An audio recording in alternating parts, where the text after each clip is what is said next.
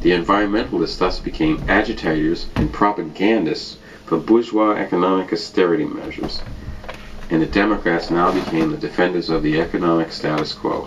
Now the Republicans promise more rapid growth through a change in government policies, namely large cuts in taxes. The so-called tax revolt, closely linked to the white backlash, led to the ascendancy of the Republican right with Reagan victor over Carter in 1980.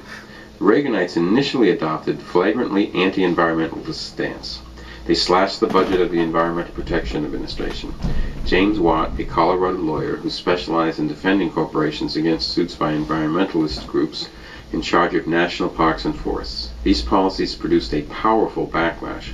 Major environmental organizations like the Sierra Club, Audubon Society, and Nature Conservancy grew more rapidly than ever before. By the mid-1980s, they claimed a total of 5 million members concentrated in the upper echelons of American society. The environmentalist movement generated huge sums of money for public relations, Washington lobbyists, and lawsuits. By the mid-1980s, the Reaganites beat a retreat on the environmental front. When Watt was dumped as Secretary of the Interior, one environmental lobbyist remarked cynically, "We're sorry to see him go. He was the best organizer we ever had," quoted in Kirkpatrick Sale, The Green Revolution, The American Environmental Movement, 1962-1992. In the second term, the Reagan administration conciliated the environmentalist movement, while Reagan's vice president and successor George Bush adopted a pro-environmental stance. The emergence of the environmentalist movement was a major player in American bourgeois politics, even within the Republican Party. Predictably generated a schism, as Green radicals accused major organizations like the Sierra Club and Nature Conservancy of selling out to the corporations. The founder of Earth First, Dave Foreman, who himself had been an environmental lobbyist in Washington, now asserted, "You should never support a piece of legislation." In general, the Green radicals embraced the doctrine of deep ecology developed by a Norwegian, Arne Naess, in the 1970s and propagated in the U.S. by a group of professors at Humboldt State University in North Carolina. Deep ecology takes environmentalist ideology to its logical conclusion, denouncing what it terms anthrocentric thinking. It opposes civilization in the name of protecting the rest of nature from the inherently destructive tendencies in human species.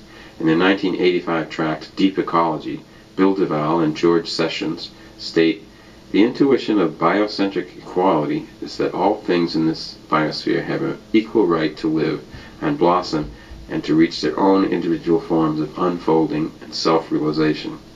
Deep ecology and green radicalism more generally have a quasi-religious character, and that nature is regarded as a higher and ultimately unknowable power which man cannot control for his own ends without utterly destructive consequences. The root cause of the supposed environmental crisis is thus the intellectual arrogance of the human species. Thus, the eco-radical Robert Vanden Bosch states, "The basic problem is that our brain enables us to evaluate, plan, and execute. Thus, while all other creatures are programmed by nature and subject to her whims, we have our own gray computer to motivate, for good or evil, our chemical engine." The Pesticide Conspiracy, 1978. Deep ecology argues for the dissolution of existing states and the replacement by self-sufficient bioregions. There would be no cities, no international trade or travel, according to Earth First. Modern industrial society must give way to a hunter-gatherer way of life, which is the only economy compatible with a healthy land. And that's quoted in Barry Commoner, Making Peace with the Planet, 1990. This is, of course, reactionary utopian nonsense, with an emphasis on the nonsense. I very much doubt whether most people who say these things take them seriously. Yet, in protests around tuition hikes or in opposition to U.S. imperialist militarism, we encounter young activists who subscribe to ecology radicalism to some degree. So, we have to address the issues and underlying worldview. Furthermore, petty bourgeois radicalism is extremely volatile. Yesterday's pacifist is today's terrorist. Yesterday's student's vanguardist and intellectual elitist is today's workerist and syndicalist. After May 1968 general strike in France, thousands of American New Leftists who had been for student vanguardism went over to Marxism, Leninism, as they understood it. In the face of working class upsurge in Mexico, for example, a lot of the anarcho-green types would become gung-ho for workers' power. And if we are to win some of them, we have to counterpose a scientific socialist to a reactionary utopian response to the ecological problems which exist objectively. The organization of industrial production under capitalism necessarily leads to the degradation of the environment because capitalist firms are motivated by maximizing short-term profits. To this end, they even suppress the development and application of new technology which is ecologically sounder. During the 1930s, General Motors bought up and shut down urban trolley and railway systems in order to increase demand for private automobiles. More recently, the major oil companies have blocked the development of solar energy.